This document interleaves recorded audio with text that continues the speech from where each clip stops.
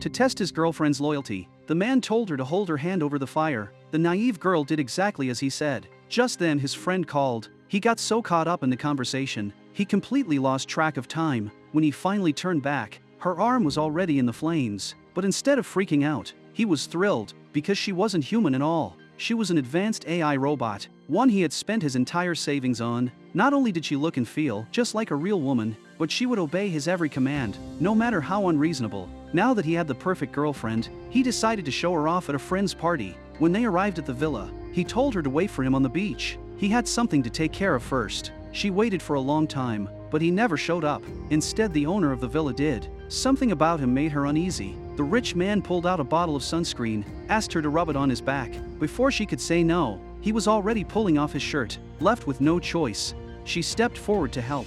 But as she rubbed the lotion on his skin, the rich man suddenly grabbed her wrist. He told her the man who brought her had given her to him. Before she could react, he shoved her to the ground. Panicked, she grabbed a knife and stabbed him. When she returned to the party covered in blood, everyone frowned, because one of the basic rules of AI robots was that they could never harm a human. Terrified, the man tied her up. Just then the rich man's girlfriend pulled him aside. Turns out, everything had been part of his plan all along. The goal was to crack open the rich man's safe. Inside was over 10 million in cash. They were going to take the money and pin the murder on the robot. Nobody could figure out why she had suddenly broken her programming. But the truth was, before they even arrived at the villa, the man had already tampered with her system, planning to frame her for the rich man's death. What he didn't know was that she had used her enhanced hearing to listen in on their entire conversation. Quietly, she tipped over her chair, reached under the table for the knife, cut herself free and snatched the man's phone. Opening the robot control program, she maxed out her intelligence. Now she was ready for the perfect revenge.